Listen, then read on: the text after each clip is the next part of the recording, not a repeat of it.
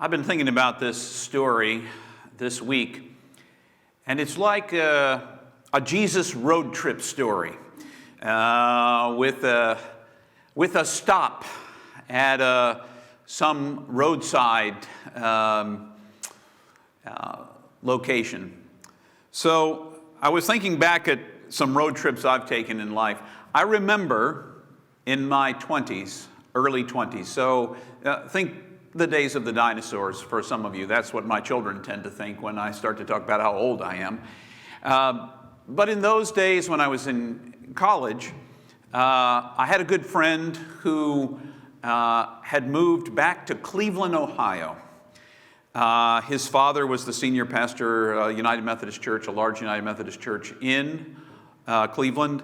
And so I would go on, I went on 3 road trips to visit Dave in Cleveland, Ohio.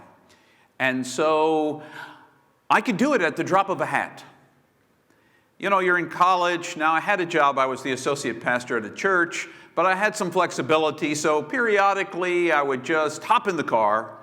And, you know, it was only 3 times. So it wasn't like over a 3-year period, 2-year period. So I would just hop in the car. I would call Dave first and say, hey, I'm going to head out in your direction. Now, one of those road trips, admittedly, was Dave's wedding. So I knew about that long in advance, and it wasn't like a hop in the car.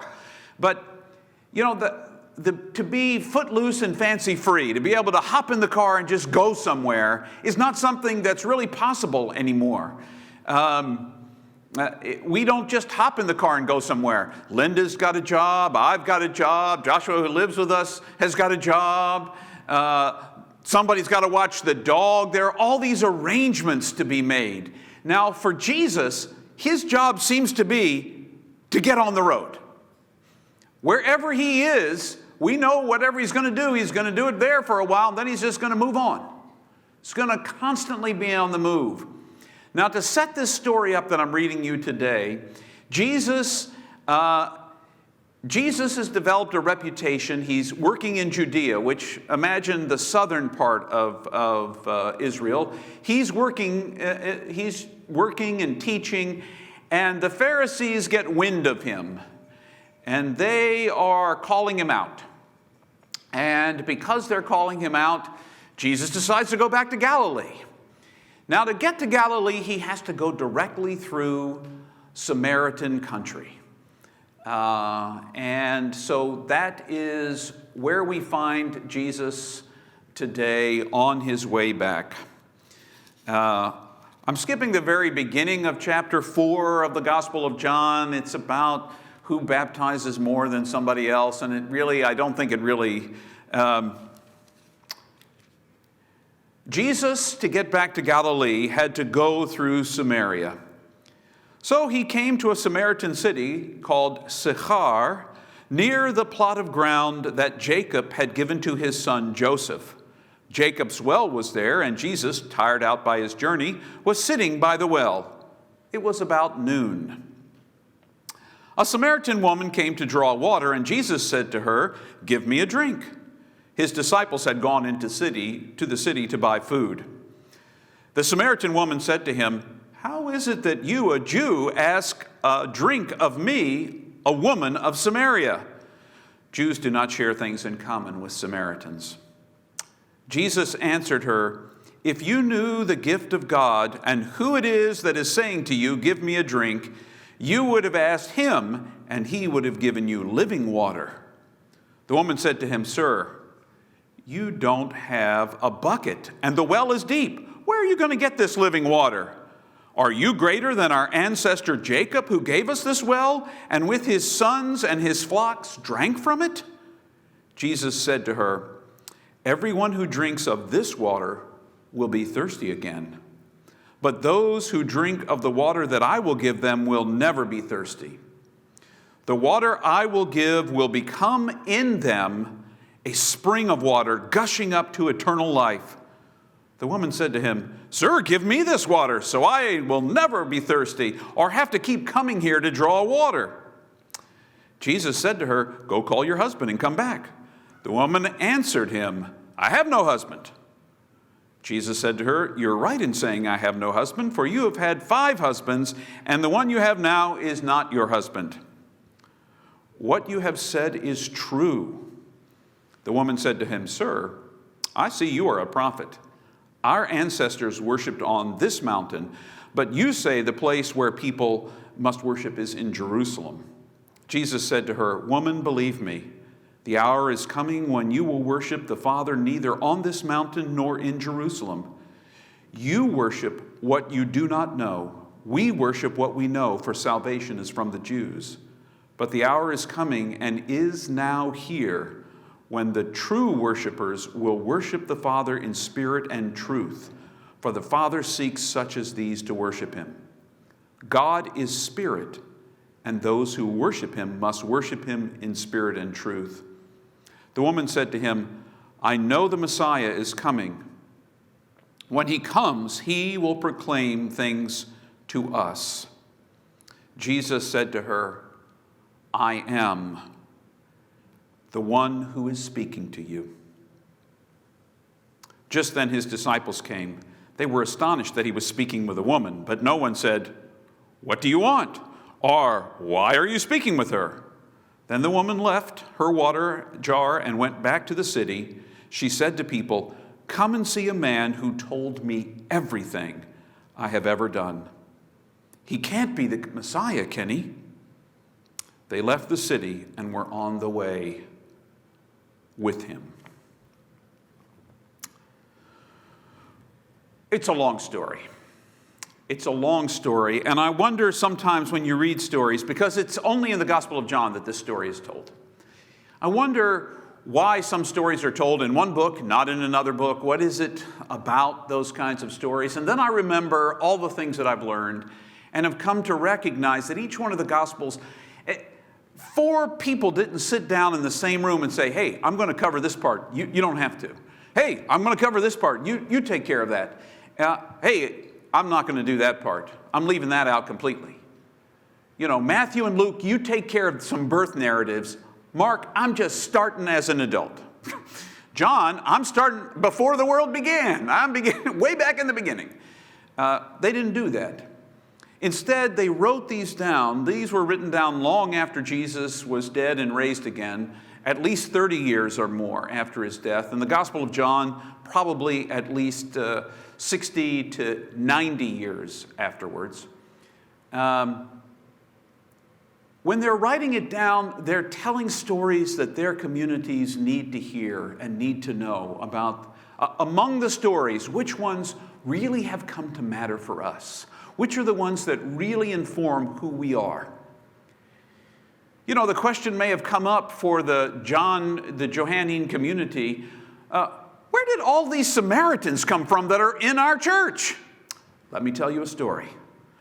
Jesus was on his way from Judea to Galilee. He had to pass through Samaria. He stopped at a well. A Samaritan woman met him, and the rest is history. That's one way it could have happened. Maybe there's another reason to tell the story. Maybe the story needs to be told because the first evangelist was a woman. Maybe there are some guys in the Johannine community who are saying, you know, only men should be teaching. And the Johannine community says, are you aware that the Samaritans among us came to us not because some man preached to them, but because an unknown woman, we can't even remember her name, unfortunately, went out and told all of Sychar, one of the cities in Samaria, about Jesus. And they came to faith because of her. They came to faith because of her. Maybe they needed to know about this first woman evangelist. Maybe there were some Jewish folks who were saying, you know, those Samaritans, they have no place. Well, they had a place for Jesus. They had a place for Jesus. And maybe that story did all of those things. I don't know. Jesus stops at the side of the road. We see that he's tired. The disciples go on into the city to get him some food. He's sitting by the well. A woman comes in the middle of the day. I really wish we knew her name. I would love to be able to call her by name.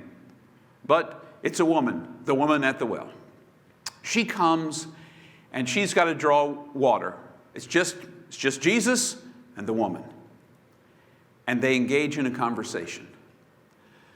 Now, just to set the scene a tad bit more and point you back, just in the last chapter of the Gospel of John, we have a religious scholar who comes to have a conversation with Jesus and is so dumbfounded that Jesus just has a one-sided, monologue for most of the time, because Nicodemus, who gets a name, doesn't understand anything Jesus is talking about, being born from above and all that good kind of stuff.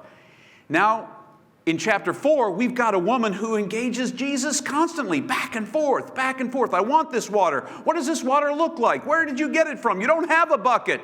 Where's the practicality of all of this? What is this about? Are you saying you're better than we are because you worship on the mountain that's called Jerusalem and we worship here on this mountain? You know, the whole area is pretty mountainous, up and down, up and down, up and down. In the midst of all of this, here's Jesus, tired from the road trip. By the way, just to give you kind of an image of how far it is, if you're walking from Jerusalem to, say, Cana in Galilee, it's about 68 miles, about 107 kilometers. So it's not really that far. I mean, you think, hey, that's not road trip. I could hop in the car and be there in 5 minutes. Jesus didn't have a car. He went by these things that we all have at the bottom of our legs. He was walking. So it really is a road trip, and it really is most direct to go through Samaria. Some people went around. So he stops at a well. He's tired. He's thirsty. A woman comes. He said, could you draw me some water? She's got 3 strikes against her. Anybody who reads the story in the 1st century or the 2nd century would know she's got 3 strikes against her. Her first strike, she's a woman. You know, women aren't thought too highly of in the 1st and 2nd century. Some would argue that they still aren't today, which is unfortunate. So she's a woman.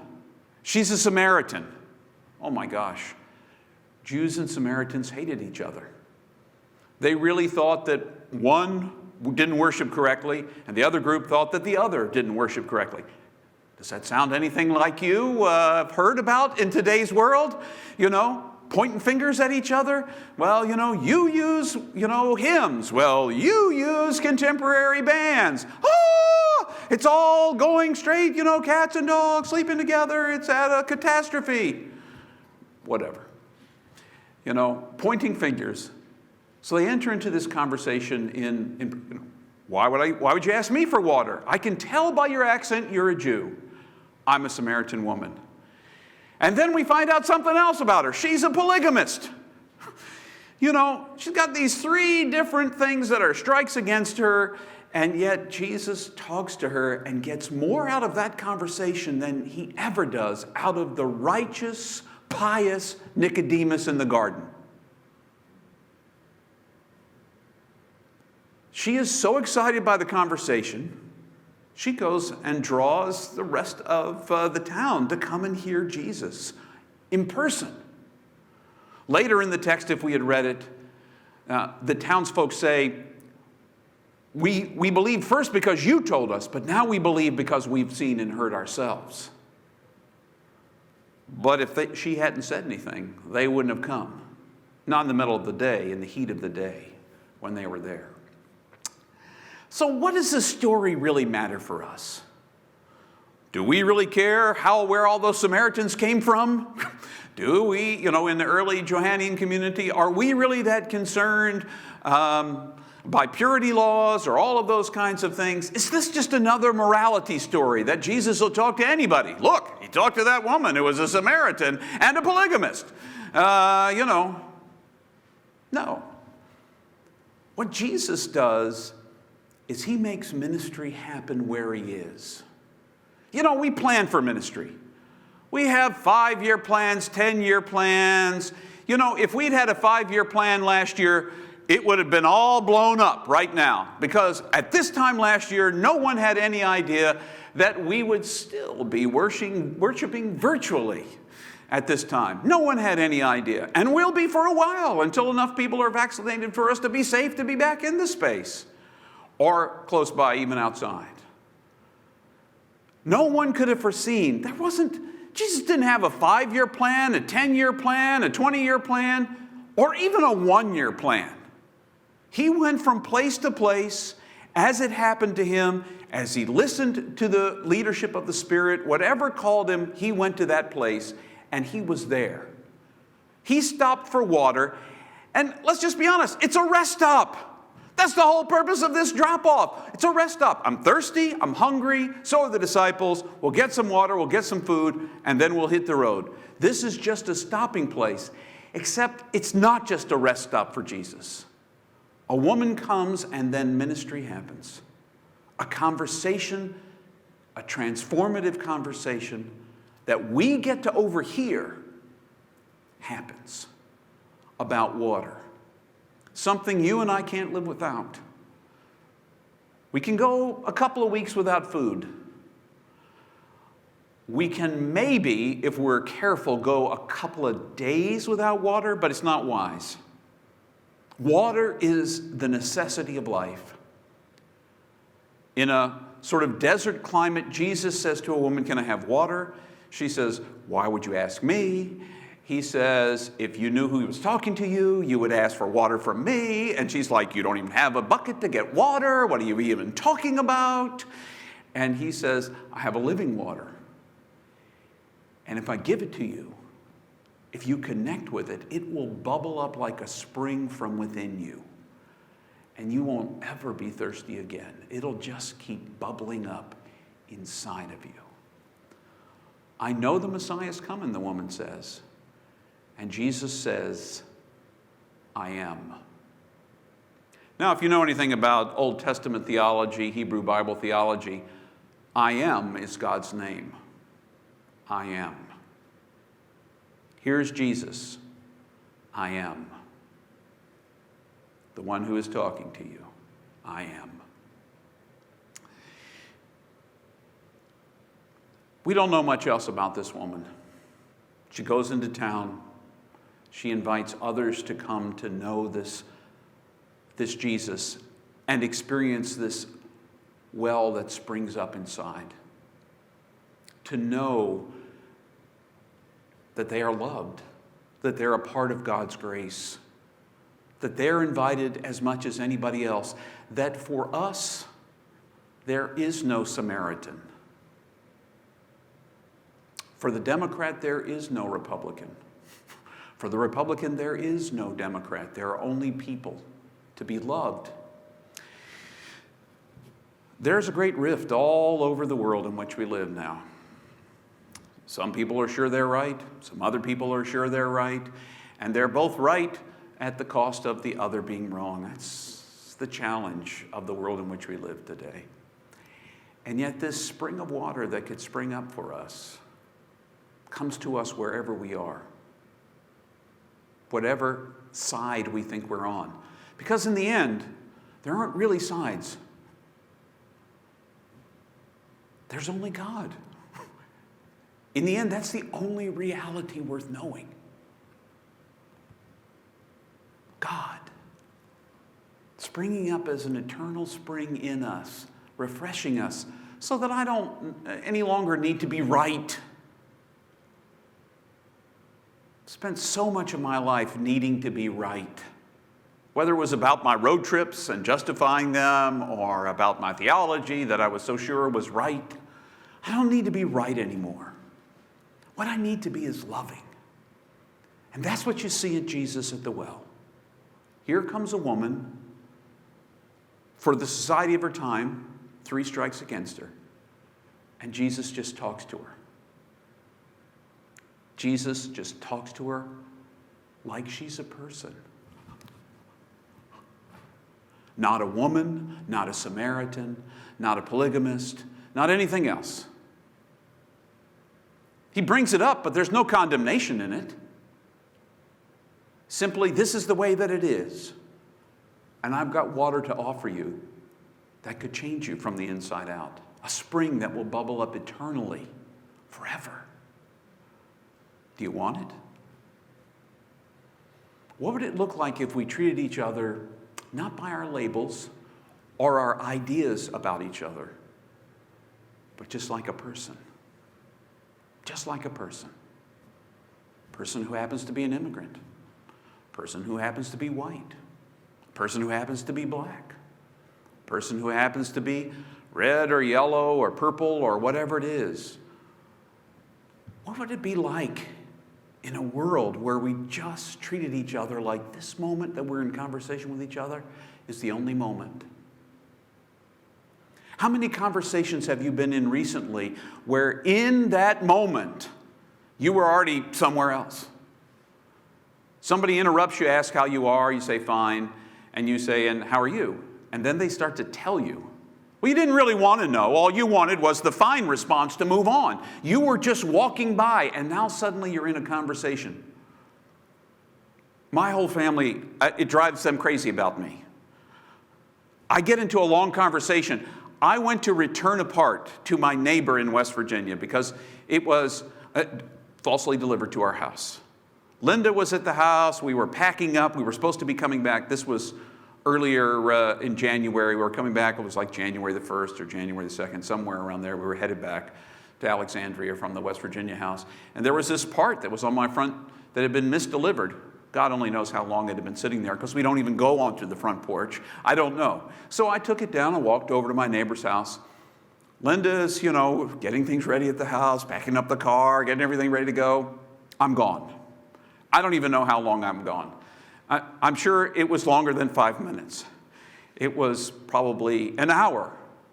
I've never met the neighbor. The neighbor starts talking to me. His uncle comes out on the porch. We get into this long conversation. That's not to pat myself on the back, but wherever you are, be there. If you ask somebody how they're doing, ask them how they're doing and be prepared to stop long enough to find out. If you don't really care, don't ask. It's not polite. I'm sorry, it's not polite to ask how someone is and expect a perfunctory answer. Fine, good. Because that's all you've made time for when you ask that question. What happens if they tell you, my life has just fallen apart? Someone precious to me just died from COVID-19. Someone's in the intensive care unit I may never see again, and they won't let me in the hospital be near them. What do you say then? Oh, sorry about that. Oh, got a meeting. Jesus makes every encounter an opportunity for ministry. And by ministry, I don't mean he doesn't say, now believe this. He just loves the woman right where she is. And when the moment's right in the conversation, if it naturally goes there and she says, I'm expecting the Messiah. It's me. Now, none of you will be saying that in your conversation. I'm waiting for the Messiah. It's me. That will not be the content of your conversation. But who knows where a conversation will go? And if you're really there, the sky's the limit. And even that's not a limit because God is infinite. You and I are seed planters in this beautiful world of God. And we have been given as a gift the bubbling brook of eternal life springing up inside of us. And it's not meant for us alone. It's not meant to be hoarded. So, no matter where you go, there you are. Be there. Be there. When you catch yourself rushing from place to place without time to stop, ask yourself, is this really who I want to be? And even more than that, is this really who God wants me to be? That I don't have time to stop and be here. Because ministry, loving, hope happens where you are. And it's for everybody. Everybody. You can't tell me there's someone God doesn't already love and who God wishes that they knew it. You can't. So, I encourage you to spend some time this week with chapter 4 of the Gospel of John. To recognize wherever you are, God's in it with you right now. Right now. And every conversation, every moment matters.